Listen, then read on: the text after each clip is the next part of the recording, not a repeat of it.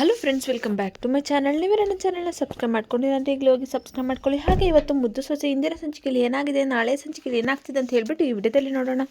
ಅದಕ್ಕಿಂತ ಮುಂಚೆ ಯಾರು ನನ್ನ ಚಾನಲ್ನ ಸಬ್ಸ್ಕ್ರೈಬ್ ಮಾಡ್ತಾರೆ ನೋಡ್ತೀರಿ, ಪ್ಲೀಸ್ ಸಬ್ಸ್ಕ್ರೈಬ್ ಮಾಡ್ಕೊಳ್ಳಿ ಫ್ರೆಂಡ್ಸ್. ಹಾಗೆ ಈ ವಿಡಿಯೋ ಸ್ಟಾರ್ಟಿಂಗಲ್ಲಿ ಆಗುತ್ತೆ. ಈ ಕಡೆ ಎಲ್ಲರೂ ಕೂಡ ಅಲ್ಲ ಅಣ್ಣ, ಇವತ್ತು ಎಲೆಕ್ಷನ್ ಇಷ್ಟೊತ್ತಿಗೆ ಶಾಂತವಾಗಿ ಎಲ್ಲ ಕಡೆ ಕೂಡ ನಡೀತಾ ಇದೆ ಅಂತಂದರೆ ಇದಕ್ಕೆ ಮುಖ್ಯ ಕಾರಣ ಆಗೋದೇ ನಮ್ಮ ಸೊಸೆ ವಿದ್ಯಾ ಹಾಗೂ ಚಂಪಾ ಅವರಿಬ್ಬರು ಕೂಡ ಇವತ್ತು ದೊಡ್ಡ ಸಂಚು ಮಾಡಿದಾರಲ್ವಾ ಅಣ್ಣ. ನಮ್ಮ ಬೆನ್ನಿಂದನೇ ಯಾರಿಗೂ ಕೂಡ ಗೊತ್ತಾಗದೇ ಇರುವಂತೆ ಆ ಭದ್ರನೇ ಕರೆಕ್ಟ್ ಟೈಮ್ಗೆ ಭದ್ರನಲ್ಲಿ ಕಳಿಸಿರ್ಲಿಲ್ಲ ಅಂತಂದರೆ ಎಂಥ ದೊಡ್ಡ ಅನಾಹುತ ಆಗ್ತಿರ್ಲಿಲ್ವಾ ಅಂತ ಹೇಳ್ಬಿಟ್ಟು ಹಾಗೆ ಗೋವಿಂದ ಅವರನ್ನೇ ಹೇಳ್ಬಿಡ್ತಾರೆ. ವಿದ್ಯಾ, ನೀನು ಈ ಮನೆ ಸೊಸೆ ಆಗೋದಕ್ಕೆ ಸಾರ್ಥಕ ಆಯಿತು ಕಣಮ್ಮ, ನೋಡು ಒಳ್ಳೆ ಕೆಲಸ ನೀನು ಮಾಡಿದ್ಯಾ ಅಂತ ಹೇಳಿ ಗೋವಿಂದು ಹೇಳ್ತಾರೆ. ಅಯ್ಯೋ ಮಾವ, ಅದರಲ್ಲಿ ಏನಿದೆ ಮಾವ, ಹೆಮ್ಮೆ ಪಡುವಂಥದ್ದು ನಾನು ಈ ಮನೆ ಸೊಸೆ ಅಂತ ಹೇಳಿ ಅಂತಂದರೆ ಮಾವನಿಗೆ ಕೂಡ ಒಳ್ಳೆ ಹೆಸರು ತರೋ ಥರ ನಡ್ಕೊಳ್ತೀನಿ. ಈ ಮನೆ ಕೂಡ ಜವಾಬ್ದಾರಿ ಅಲ್ವಾ ಮಾವಯ್ಯ. ಅದು ಅಲ್ಲದೆ ಈ ಮಾವನಿಗೆ ಮಾತ್ರ ಅಲ್ಲ, ಈ ಮನೆಯವ್ರಿಗೂ ಕೂಡ ಯಾರಿಗೂ ಕೂಡ ಏನು ಆಗೋಕ್ಕೆ ನಾನು ಬಿಡೋದಿಲ್ಲ ಅಂತ ಹೇಳಿಬಿಟ್ಟು ಈ ಕಡೆ ವಿದ್ಯಾ ಅವರು ಹೇಳ್ತಾ ಇರ್ತಾಳೆ. ಇದನ್ನು ಕೇಳಿಸ್ಕೊಂಡಂಥ ಈಶ್ವರಿ ಗ್ಯಾಂಗ್ನವರು ಹಾಗೆ ಸಾವಿತ್ರಿ ಕಡೆಯವರು ತುಂಬಾ ಕೋಪ ಮಾಡ್ಕೊತಾ ಇರ್ತಾರೆ. ಅಲ್ಲ ಶಿವರಾಮೇಗೌಡರು ಎಷ್ಟು ಧೈರ್ಯ ಇದ್ದರೆ ನಮ್ಮ ಮನೆಗೆ ಬಂದು ನಿಮ್ಮ ಕಾರ್ನೆಲ್ಲ ಅಷ್ಟೊಂದು ದುಡ್ಡು ಮಡ್ಗವ್ರೆ ಅಂತ ಹೇಳಿ ಎಂಥ ಮನೆ ಆಳ್ರಿರ್ಬೇಕು ಅವರು ಅಂತ ಹೇಳ್ಬಿಟ್ಟು ಯಾವುದೇ ಕಾರಣಕ್ಕೂ ಶಿವರಾಮೇಗೌಡರು ಗೋವಿಂದ ಅವರನ್ನು ಮಾತ್ರ ನಾನು ಸುಮ್ಮನೆ ಬಿಡಬಾರ್ದು, ಪತ್ತೆ ಹಚ್ಚಿ ಅವರಿಗೆ ಸರಿಯಾಗಿರೋ ಶಿಕ್ಷಣೆ ಕೊಡಬೇಕು ಅಂತ ಹೇಳಿ ಅವ್ರನ್ನ ಸುಮ್ಮನೆ ಬಿಡಕ್ಕಿಲ್ಲ ಕಣ್ಲ ಅಂತ ಹೇಳಿ ಅಜ್ಜಿ ಕೋಪ ಮಾಡಿಕೊಂಡು ಹೇಳ್ಬಿಡ್ತಾರೆ. ಹೌದವ್ವ, ನೀನು ಸರಿಯಾಗಿ ಹೇಳ್ತಿದ್ಯಾ ನೀನು. ಹಾಗಂತ ನಾನು ಎಲ್ಲ ಕಡೆನೂ ಕೂಡ ಪ್ರಚಾರ ಮಾಡಿದ್ದೀನಿ, ಯಾರು ಬಂದಿದ್ದಾರೆ ಅಂತ ಹೇಳಿ ನನಗೆ ಗೊತ್ತಾಗ್ಬಿಟ್ರೆ ಅದು ಬೇರೆ ಯಾರೂ ಅಲ್ಲ, ಅದು ಬೆಟ್ಟಯ್ಯನ ಕಡೆಯವರು ಬಂದಿರೋದು. ಹಾಗಾಗಿ ಅಲ್ಲದೆ ಬೆಟ್ಟಯ್ಯ ಈ ಕೆಲಸ ಮಾಡಿಲ್ಲ ಅನ್ನೋದಕ್ಕೆ ನನಗೆ ಚೆನ್ನಾಗಿ ಗೊತ್ತಾಗ್ಬಿಟ್ಟಿದೆ. ಅವನ ಜೊತೆ ಕಾಣದ ಕೈಯೊಂದು ಕೆಲಸ ಮಾಡಿದ್ದೆ ಕಣವ. ನಮ್ಮ ಅಣ್ಣನ ಕಾರ್ ಯಾವುದೋ ಅಂತ ಹೇಳಿ ನಾವು ಮನೇಲಿ ಒಳಗಡೆ ಇರೋದನ್ನು ಎಲ್ಲನೂ ಕೂಡ ಸರಿಯಾಗಿರೋ ಸಮಯನೆಲ್ಲ ನೋಡಿಕೊಂಡು ಬೆಟ್ಟ ಏನಕ್ಕೆ ಅಂತ ಹೇಳಿದ್ದಾರೆ ಅಂತಂದರೆ ಯಾರೋ ನಮ್ಮನ್ನು ಹತ್ತಿರದಿಂದ ಗಮನಿಸ್ಬಿಟ್ಟು ಆ ಕೆಲಸನ ಮಾಡಿದ್ದಾರೆ ಅಂತ ಆಯಿತು. ಹಾಗಾಗಿ ಈ ಕಾರಣಕ್ಕೆ ಯಾರು ಕೂಡ ಹುಡುಕಾಟದಲ್ಲಿ ಇದ್ದೀವಿ ಎಂದು ಸರಿಯಾಗಿ ಗೊತ್ತಾಗ್ಬೋದು.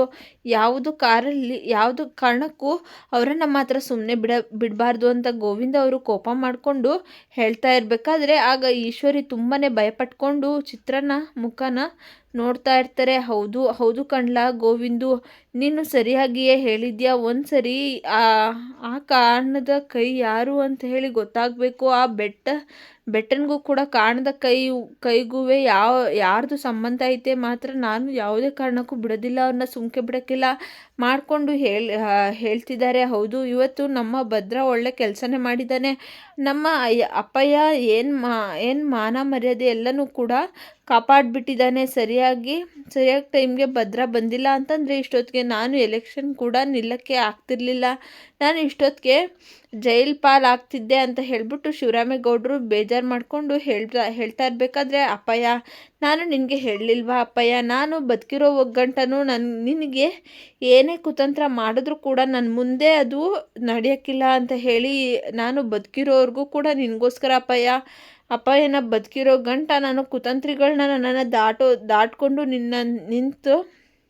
ನಿಂತವ ಬರೋಕ್ಕೆ ಬಿಡೋಕ್ಕಿಲ್ಲ, ನಾನು ಮಾತ್ರ ಬಿಡೋಕ್ಕಿಲ್ಲ ಅಪ್ಪಯ್ಯ. ನೀನು ಏನು ಕೂಡ ಯೋಚನೆ ಮಾಡಬೇಡ ಅಪ್ಪಯ್ಯ. ಚಿಕ್ಕಪ್ಪ ನೋಡು, ನೀನು ಮತ್ತು ಅಪ್ಪಯ್ಯ ಈಗ ಹೇಗಿದ್ದರೂ ಕೂಡ MLA ಆಗ್ತಿರಲ್ಲ, ಅದ್ರ ಬಗ್ಗೆ ಮಾತ್ರ ಗಮನ ಹರಿಸಿ. ಈ ಕೆಲಸದ ಕಾರಣ ಕೈ ಆಗಲಿ ಅಥವಾ ಬೆಟ್ಟಯ್ಯನ ಆಗಲಿ ಯಾರನ್ನೂ ಕೂಡ ನೀವು ಗಮನಕ್ಕೆ ಹಾಕ್ಕೋಬೇಡ್ರಿ, ನಾನು ನೋಡ್ಕೋತೀನಿ, ವಿಚಾರಿಸ್ಕೋತೀನಿ, ಅದ್ರ ಬಗ್ಗೆ ಏನು ಕೂಡ ಯೋಚನೆ ಮಾಡಬೇಡಿ ನೀವು ಅಂತ ಹೇಳಿ ಭದ್ರ ಹೇಳ್ತಾನೆ. ಆಗ ಈಶ್ವರಿ ಚಿತ್ರಾಗೆ ಸನ್ನೆ ಮಾಡಿಬಿಟ್ಟು ರೂಮ್ಗೆ ಹೋಗೋಣ ಬಾ ಅಂತ ಹೇಳಿಬಿಟ್ಟು ಚಿತ್ರನ ಕೂಡ ಕರ್ಕೊಂಡು ಅಲ್ಲಿಂದ ಈಶ್ವರಿ ಹೋಗ್ಬಿಡ್ತಾರೆ. ಅಲ್ಲೇ ನಿಂತ್ಕೊಂಡಿರೋ ವಿದ್ಯಾ ಮಾತ್ರ ಈಶ್ವರಿನ ಗಮನಿಸ್ಬಿಟ್ಟು, ನನಗೆ ಗೊತ್ತು ಚಿಕ್ಕತ್ತೆ, ಇದನ್ನು ನೀವೇ ಮಾಡಿರೋದು ಅಂತ ಹೇಳಿಬಿಟ್ಟು ಬೆಟ್ಟನ ಜೊತೆಗೆ ಅವಳು ಮನಸ್ಸಲ್ಲಿ ಅನ್ಕೊತಾ ಇರ್ತಾಳೆ, ಬೇರೆ ಯಾರ್ದೂ ಅಲ್ಲ, ಅದು ನಿಮ್ಮ ಕೈಯೇ ಅಂತ ನನಗೆ ಚೆನ್ನಾಗಿ ಗೊತ್ತು ಚಿಕ್ಕತ್ತೆ ಅಂತ. ಈ ಕಡೆ ವಿದ್ಯಾ ಅವರು ಮನಸ್ಸಲ್ಲಿ ಅನ್ಕೋತಾ ಇದ್ದರೆ, ನನಗೆ ಚೆನ್ನಾಗಿ ಗೊತ್ತು ಅಂತ ಹೇಳಿ ಈ ವಿಷಯನ ನಾನು ಮನೆಯವರಿಗೆ ಹೇಳಲ್ಲ ಚಿಕ್ಕತ್ತೆ. ಗೌಡ್ರು ಮನಸ್ಸು ಮಾಡಿದರೆ ಅಂಥದ್ದು ಸತ್ಯನ ಆದಷ್ಟು ಬೇಗ ಅವರೇ ಕಂಡುಹಿಡಿತಾರೆ. ಸತ್ಯ ಏನು ಅಂತ ಹೇಳಿ ಅವರಿಗೆ ಒಂದಲ್ಲ ಒಂದಿನ ಗೊತ್ತಾಗುತ್ತೆ. ನೀವು ಹಾಕೊಂಡಿದ್ದೀರಲ್ವ ಈ ಮುಖವಾಡನ, ಮಾವನೇ ಕಳಿಸ್ಬಿಟ್ಟು ನಿಮ್ಮನ್ನು ಮನೆಯಿಂದ ಆಚೆ ಹಾಕೋ ಟೈಮ್ ಬಂದೇ ಬರುತ್ತೆ ಚಿಕ್ಕತ್ತೆ, ಯೋಚನೆ ಮಾಡಬೇಡಿ ಅಂತ ಹೇಳಿಬಿಟ್ಟು ವಿದ್ಯಾ ಅವರು ಮನಸ್ಸಲ್ಲೇ ಮಾತಾಡ್ಕೊತಾ ಇರ್ತಾರೆ. ಹಾಗೆ ಇಲ್ಲಿ ಚಿತ್ರ ಅವರು ಮತ್ತು ಈಶ್ವರಿ ಅವರು ಮಾತಾಡ್ತಾ ಇರ್ತಾರೆ. ಅವ್ವ ಏನವ್ವ ಇದು, ದೊಡ್ಡಪ್ಪ ಮತ್ತು ಅಪ್ಪಯ್ಯ ಹೇಳ್ತಾ ಇದ್ದಾರೆ ಬೆಟ್ಟಯ್ಯನ ನೀನೇ ಅವನನ್ನೇ ಕೆಲಸ ಮಾಡಿಸಿರೋದು ಅಂಥೇಳಿ, ಅವನ ಜೊತೆ ಕಾರಣದ ಕೈನೂ ನಿಂದೆ ಅಲ್ವಾ ಕೂಡ ಸೇರಿಕೊಂಡಿದ್ದೆ ಅಂತ ಹೇಳಿ. ಒಂದು ವೇಳೆ ಆ ಬೆಟ್ಟ ಏನಾದರೂ ಬಾಯಿ ಬಿಡಿಸಿ ನಿನ್ನ ಹೆಸರು ಏನಾದರೂ ಆ ಬೆಟ್ಟಯ್ಯ ಬಾಯಿ ಬಿಟ್ಬಿಟ್ರೆ ಏನವ ಗತಿ ಮಾಡೋದು? ಆಮೇಲೆ ನಮಗೂ ಏನಾದರೂ ಈ ಮನೇಲಿ ಉಳ್ಗಾಲ ಇರ್ತೈತಾ? ಗಂಟು ಮೂಟೆ ಕಟ್ಟಿ ಗಂಟು ಸಮೇತವಾಗಿ ನಮ್ಮನ್ನು ಮನೆಯಿಂದ ಹೊರಗಡೆ ಹಾಕ್ಬಿಡ್ತಾರೆ. ಏನು ಮಾಡೋದವ ಅಂತ ಹೇಳ್ಬಿಟ್ಟು ಚಿತ್ರ ಅವರು ಭಯ ಪಟ್ಕೊಂಡು ಹೇಳ್ತಾ ಇರಬೇಕಾದ್ರೆ, ಬಾಯಿ ಮುಚ್ಕೊಂಡಿರ್ತೀಯಾ ನೀನು? ಬಿಟ್ಟರೆ ಮನೆಯವರೆಲ್ರಿಗೂ ಕೂಡ ನೀನೇ ಹೇಳ್ಕೊಳ್ಳೋ ಆಗಿದೆಯಾ ನೀನು? ಈಗ ಏನೂ ಆಗೋದಿಲ್ಲ ಅಂಥೇಳಿ ಈಶ್ವರಿ ಅವರು ಹೇಳ್ತಾ ಇರ್ತಾರೆ. ನೋಡು ಬೆಟ್ಟಯ್ಯ ಯಾವುದೇ ಕಾರಣಕ್ಕೂ ಕೂಡ ನನ್ನ ಹೆಸರನ್ನು ಬಾಯಿ ಬಿಡೋಕ್ಕಿಲ್ಲ ಅಂತ ಹೇಳಿ ಈಶ್ವರಿ ಅವರು ಹೇಳ್ತಾ ಇರಬೇಕಾದ್ರೆ, ಅಲ್ಲವಾ ಅದೇನು ಅಷ್ಟೊಂದು ನಂಬಿಕೆ ಅವನ ಮೇಲೆ ಕಾನ್ಫಿಡೆನ್ಸಾ ಆಗಿ ಹೇಳ್ತಿದ್ಯಲ್ಲ ನೀನು ಅಂತೇಳಿ ಚಿತ್ರ ಅವರು ಕೇಳ್ತಿರ್ಬೇಕಾದ್ರೆ, ನನಗೆ ಗೊತ್ತು ಕಣೆ ಬೆಟ್ಟಯ್ಯ ಎಂಥವನು ಅಂತ ಹೇಳಿ. ಹಾಗಾಗಿ ಅವನ ವೀಕ್ನೆಸ್ ನನ್ನ ಹತ್ರ ಇರುವಾಗ ಅವನು ಹೇಗೆ ಬಾಯಿ ಬಿಡ್ತಾನೆ? ನನ್ನ ಹೆಸರು ಬಾಯಿ ಬಿಟ್ನು ಅಂತ ಅಂದರೆ ಅವನು ಕೆಟ್ಟ ಅಂತ ಅರ್ಥ. ನೀನೇನು ಯೋಚನೆ ಮಾಡಬೇಡ, ಅದನ್ನೆಲ್ಲ ನಾನು ನೋಡ್ಕೊತೀನಿ.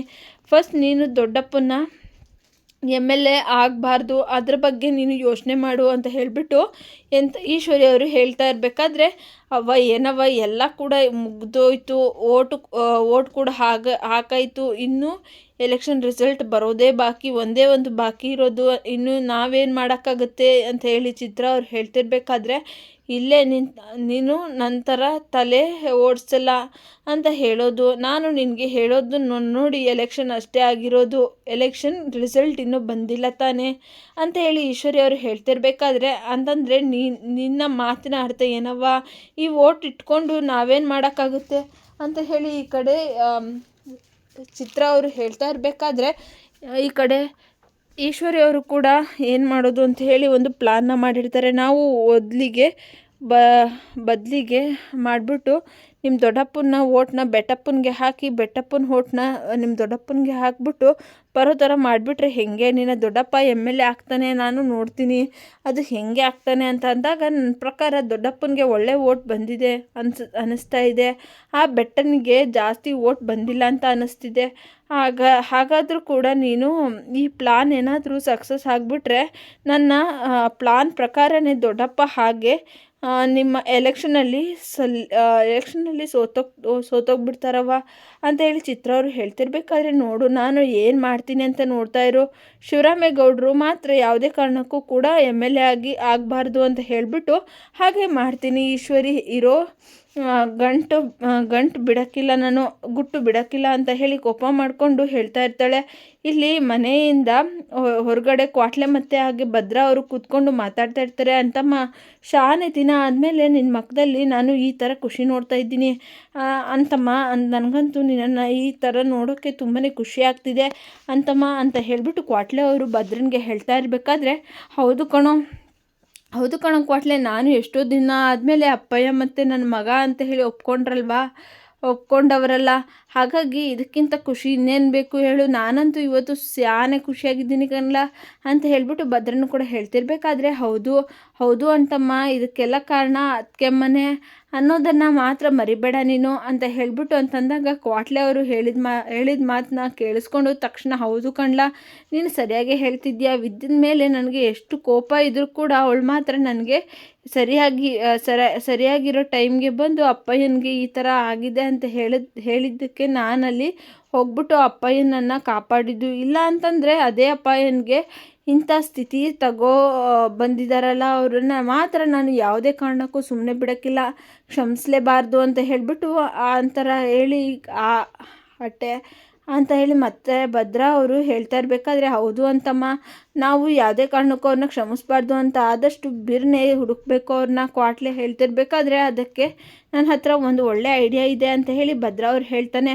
ಹೌದು ಅಂಟಮ್ಮ, ಅದೇನಂತ ಹೇಳು, ಅದನ್ನು ನಾವು ಆದಷ್ಟು ಬೇಗನೆ ಹುಡ್ಕೊಳ್ಳೋಣ ಅಂತ ಹೇಳ್ಬಿಟ್ಟು, ಆ ಕಾಣದ ಕೈ ಯಾರು ಅಂತ ಹೇಳಿ ಹುಡ್ಕೋಣ ಅಂತ ಹೇಳ್ಬಿಟ್ಟು ಕ್ವಾಟ್ಲೆ ಅವ್ರು ಹೇಳ್ತಿರ್ಬೇಕಾದ್ರೆ ಇಲ್ಲಿಗೆ ಈ ಒಂದು ಸಂಚಿಕೆ ಮುಕ್ತಾಯವಾಗುತ್ತೆ. ಫ್ರೆಂಡ್ಸ್, ನಿಮಗೆ ವಿಡಿಯೋ ಇಷ್ಟ ಆಗಿದ್ರೆ ಲೈಕ್ ಮಾಡಿ, ಶೇರ್ ಮಾಡಿ, ತಪ್ಪದೆ ಸಬ್ಸ್ಕ್ರೈಬ್ ಮಾಡ್ಕೊಳ್ಳಿ. Thank you for watching.